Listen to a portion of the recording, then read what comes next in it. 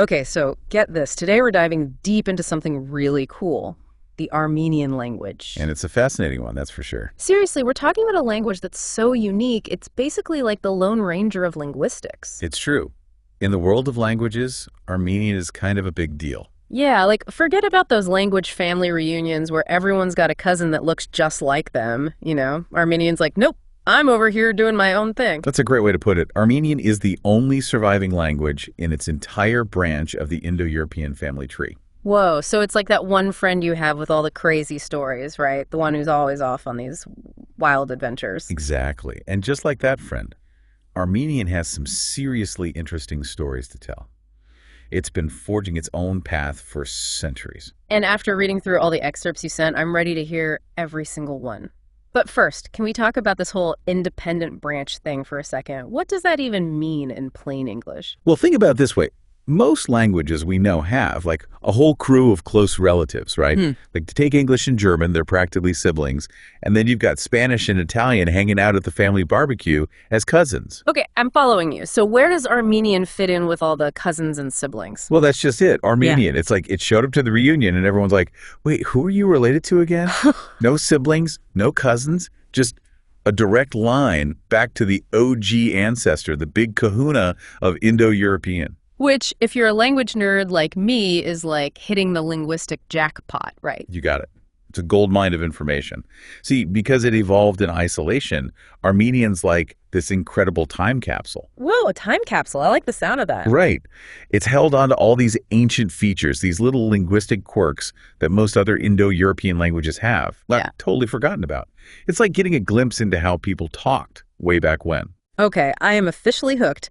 But speaking of way back when, this whole satamization and sentimization thing really tripped me up. Apparently, Armenian doesn't quite fit into either category. Ah, yes, the satem-sentim split. It's one of those things that makes linguistics so fascinating. Yeah, but it's also kind of confusing. It's like showing up to a party where everyone's speaking these different dialects, but you're speaking like something totally from left field. I love that analogy. Okay, so imagine the evolution of languages, like a family tree, right, with branches and all that. Satem and sentum are like two of the biggest branches of this Indo-European tree. It all comes down to how certain sounds, certain consonants changed over like thousands of years. It seems small, but it's a huge deal for tracing how languages are related. So like a pronunciation debate that's been going on for centuries, I'm here for it. Something like that. But the mind-blowing part is that Armenian, well, it doesn't fit neatly into either the satem or the sentum categories. Wait, hold up. Is that even possible? How does a language just like straddle the fence like that for so long? That's the million-dollar question. And what makes it even more intriguing is that this linguistic fence-sitting suggests Armenian might be crazy old, like old enough that it branched off before this whole satem-sentum drama even went down. Are you serious? So we're not just talking old, we're talking about potentially one of the oldest Indo-European languages out there. That's exactly what we're talking about. And this whole in-between thing, it's like a giant flashing neon sign for linguists. Okay, I'm ready to see where this sign leads. Give me the linguistic lowdown. So this in-between status of Armenian has led to a really cool theory. It's called the Greco-Armeno-Aryan hypothesis. Greco-Armeno-Aryan. Okay, you're going to have to break that one down for me. So picture this. Way back in the day, you've got Proto-Armenian, Proto-Greek, you know, the ancestor of ancient Greek, and the ancestor of all the Indo-Iranian languages. Think Sanskrit, Persian, Hindi all hanging out together. A linguistic hangout. I like it. Right. They were like neighbors, influencing each other's languages, swapping stories, before they eventually decided to go their separate ways and become famous. So they were all part of the same cool kid group before they hit the big time. Exactly. And that's why this whole hypothesis is such a big deal. Because if it's true, if those languages really were chilling together way back when, well, Armenian might hold some crucial clues about how those massive branches of Indo-European first came to be. Mind officially blown. We're talking about potentially rewriting the history of some of the most influential languages on the planet. And to think, we haven't even gotten to the alphabet yet, but before we jump ahead, something's been bugging me. What's that? We've been talking about the origins of the language, but we know Armenians were around long before they even had a system for writing it down. I mean, you've got Xenophon mentioning them in his book Anabasis. That's from, like, the 4th century BC. That's a great point. You're right. Long before dictionaries and grammar rules, Armenians were already making their mark on history. And that brings me to another thing. For a while, a lot of scholars were convinced that Armenian was actually an Iranian language. Can't say I blame them. Right. I mean, on the surface, it kind of makes sense. There's definitely some shared vocabulary there. For sure. Armenian has borrowed quite a few words from Persian, especially during the time of the Parthian Empire. But it's like, how do you tell if those shared words are signs of a deep family connection or just like friendly borrowing between neighbors? That's where the real linguistic detective work comes in, right? You got it. Yeah. And to solve the mystery of Armenians' true identity, scholars turn to something called the comparative method. Okay, I'm picturing Sherlock Holmes with a magnifying glass and a stack of ancient scrolls. What is this comparative method all about? Well, it's basically like linguistic detective work. You compare words and grammar across different languages, looking for clues, looking for patterns. To see who's actually related and who just like borrowed a cup of sugar from their linguistic neighbor. Exactly. And when they used this comparative method on Armenian, they made quite a discovery. So they're digging deeper into Armenian, comparing it to other languages. Did they find what they were looking for? Was it enough to like crack the case and figure out if Armenian really was in cahoots with Iranian? You bet. There was this one linguist, Heinrich Hübschmann. This guy was a legend in the world of Armenian linguistics.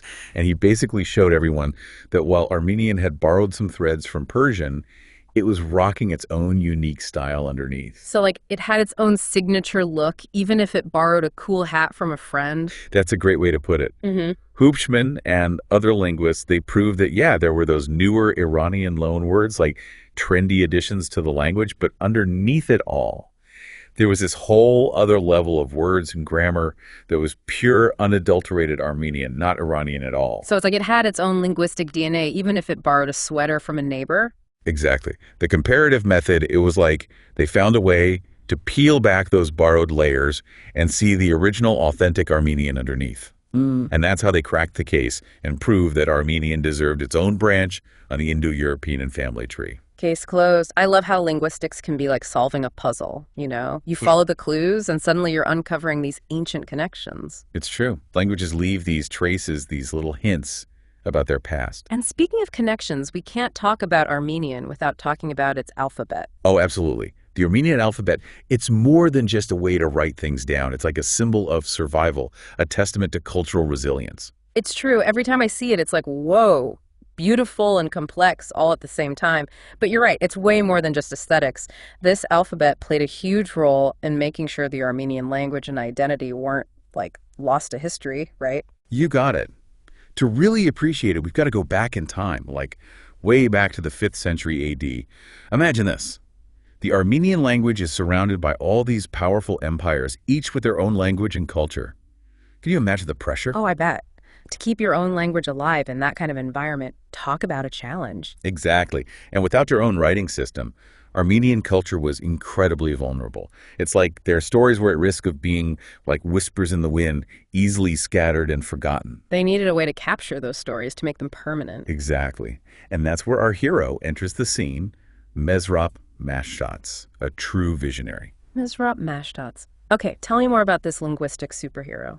He understood that for Armenian culture to survive, they needed a way to write it down, a way to pass their stories and knowledge on to future generations.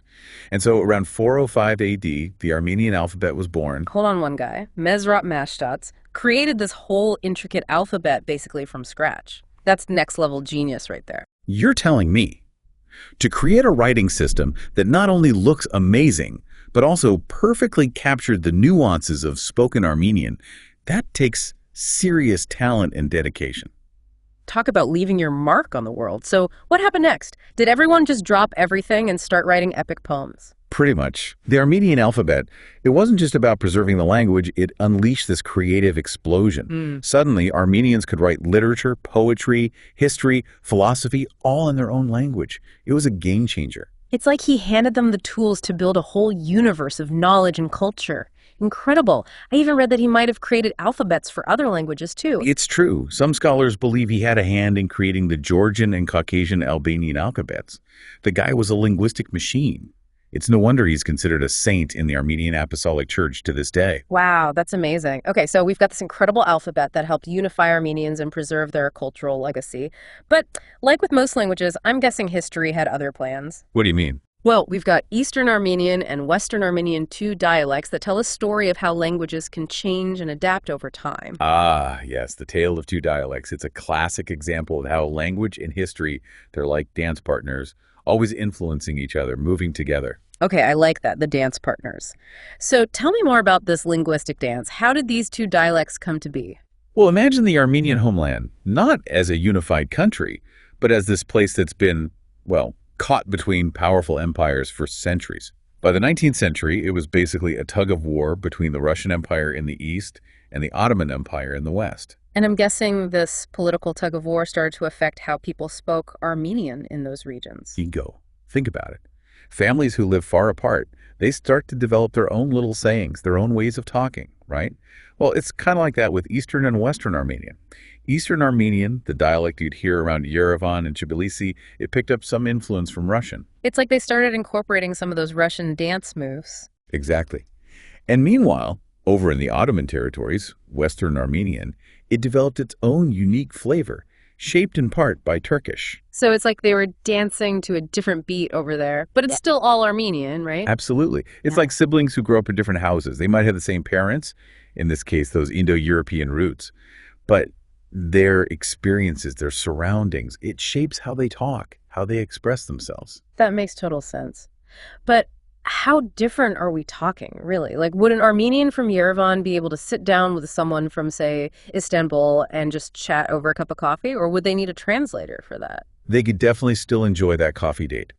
While there are some differences you'd notice, Eastern and Western Armenian are still mostly understandable to each other, especially if they both had a good education in their respective literary standards. So they might need a minute or two to adjust to each other's accents, but they could still share stories, tell jokes, all the good stuff that comes with having a common language. Precisely. It really shows you how resilient language can be. Even when it's pulled in different directions by history and geography, it finds a way to bridge that gap, to maintain that connection. It's like no matter what life throws at it, language finds a way to adapt and survive. Exactly. But unfortunately, the story of Eastern and Western Armenian isn't all coffee dates and shared laughter. We have to address the impact of the Armenian genocide, which took place during World War I. It had a devastating effect on Western Armenian. You're right. It's a difficult topic, but one that can't be ignored, especially when we're talking about the history of a language.